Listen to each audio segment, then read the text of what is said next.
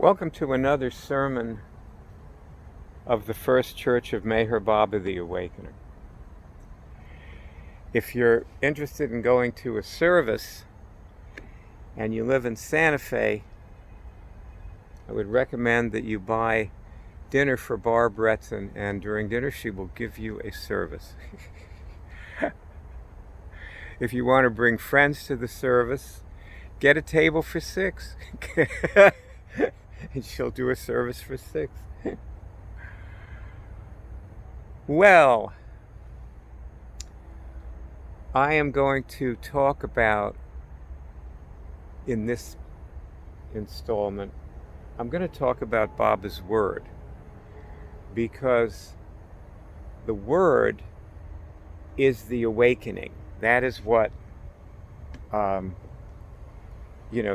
when you hear the Word, it awakens you. So let's hear the Word, okay? We'll start with that. So here, just say, I'm going to the calm, clear place. Okay, I just did that. Went to the calm, clear place. And I know I don't look any different than I did before. Okay. But I'm generally in the calm, clear place, so maybe that might be why. Although I did laugh a little bit, come to think of it. And that is one of the symptoms of being in the calm, clear place, is that you laugh. You know, all Baba's disciples who I met, they all had great senses of humor. And so, Kitty lived to be 104. And I think part of that was that she had a fantastic sense of humor.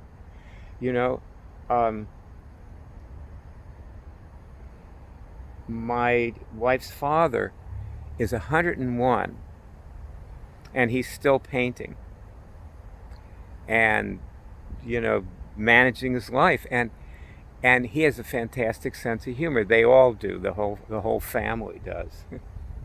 So that makes a difference, But really, I don't know if I had such a great sense of humor before I started doing this.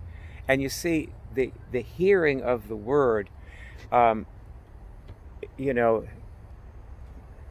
it's an interesting phenomenon, because let me just tell you a story about somebody who heard the Word. And it's not me. It's not my story, but it's a good story, though.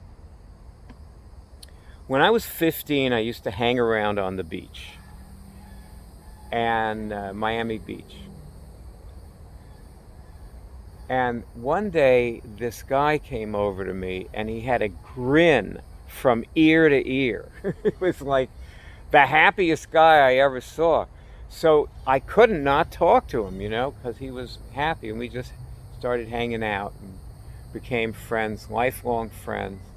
He passed on recently.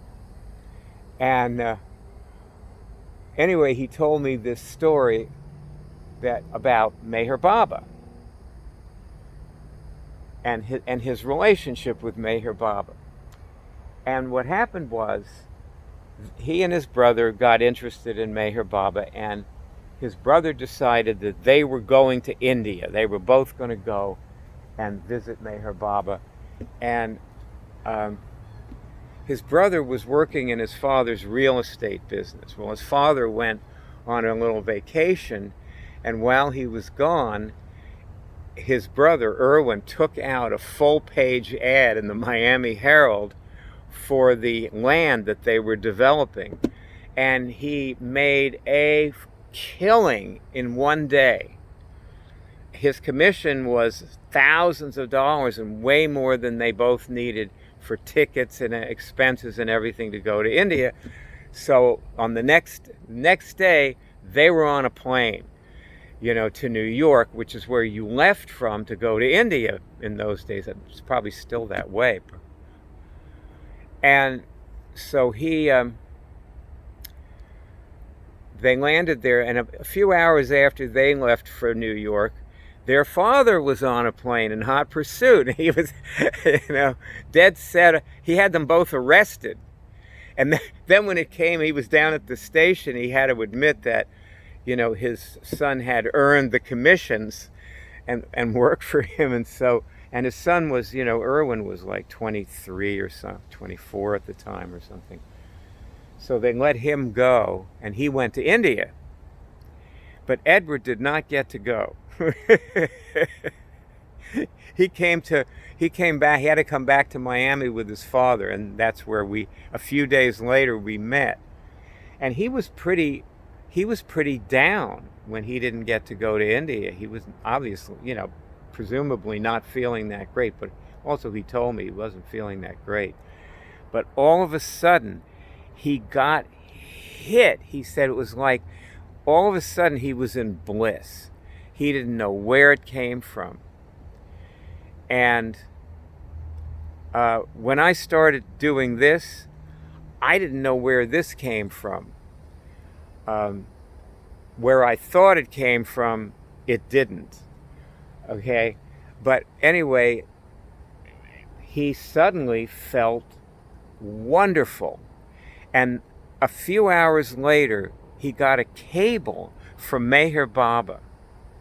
And the cable said, "Time and distance mean nothing to me."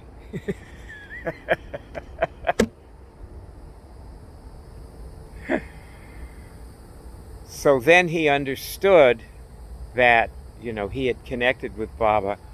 But I don't think he ever said to me, well, I heard Baba's word. Because you see, Baba said, here's what he said. He said he was going to speak a word.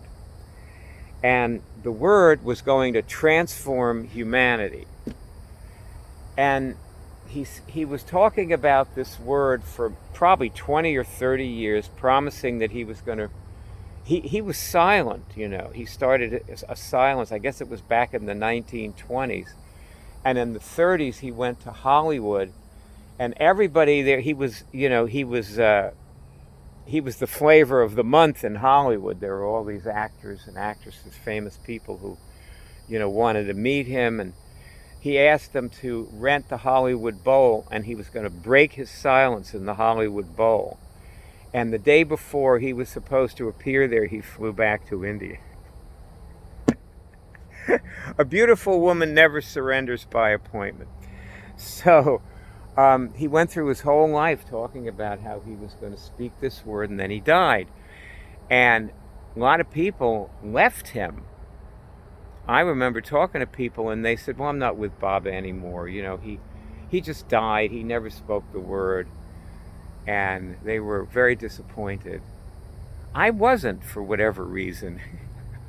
I think I had been hearing the word without realizing it for a long time.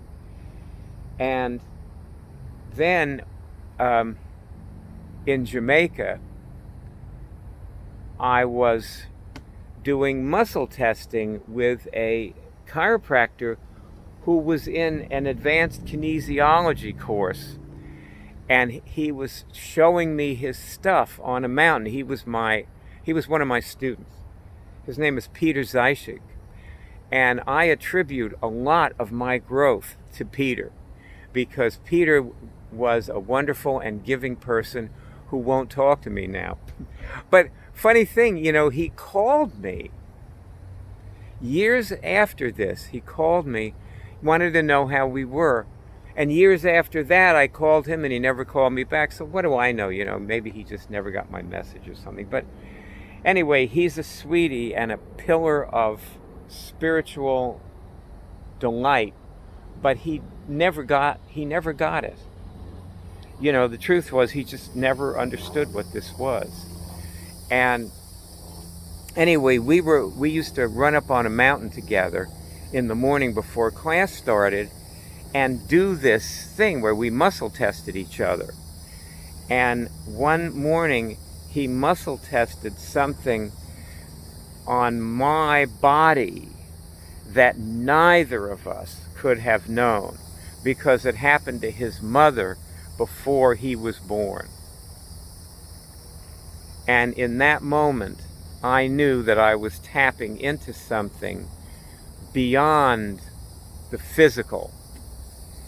And so I just got more and more involved and started doing it with more people and showed other people how to do it. And one thing led to another, and we started using our fingers.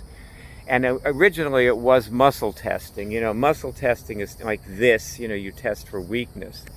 But see this? That's not muscle testing. Because it's not based on muscle weakness. It's based on, you know, it's a signal. And a friend of mine wrote me, one of my Facebook friends, and he said it was an ideomotor response, meaning that you don't control it. And I don't know what he meant by it, but the fact is you don't control ideomotor responses. And so it gives God a chance to get in and, you know, give you something. And then well, look, try this. Just ask, can I cure things? See if you get a signal. Can I cure things? I get yes because I can. And see if your finger moves. My finger's like not stopping. Anyway, some of you are going to get a signal on that. And that's Baba's word. When that happens, you are hearing Baba's word. So just look inside yourself. Do you feel any different? And if you do feel different, that is the transformation, the awakening, you know. Unless, of course, I mean, I've seen people do this, and this one woman said to me, I feel terrible. She was feeling worse and worse the more she did. And so I never spoke to her again. I don't know. It was beyond me. I didn't know what to do. However, the majority of people that I've done this with have told me that they felt better. It didn't have like a huge effect on them. And I've wondered about that. And then I remembered something that Meher Baba said. Because it doesn't have a huge effect on most people. And I was wondering, like, why is that? If this is the transformation of the ages, why doesn't it have a big effect always? And I'll tell you what he said. He said that his word, when he spoke it, would be like a cobra passing through a party in a room full of people where a lot of people just wouldn't notice it at all. And then other people would, they'd be afraid of it. And others would be fascinated by it. And others would just dismiss it, and whatever. There are just as many responses as there are people. And most people wouldn't see it, or in his vernacular, they wouldn't hear it at all. They just wouldn't get it.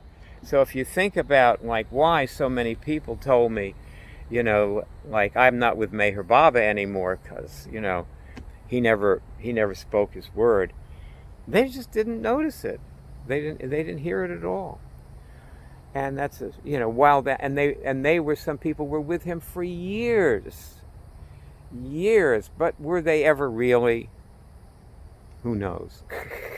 Who knows what evil lurks in the hearts of men? Only the shadow knows. So, with that, one last, am I in the calm, clear place? And with that, I will say sayonara till next time. It's been fun delivering this sermon. And you have a bright and transformed day.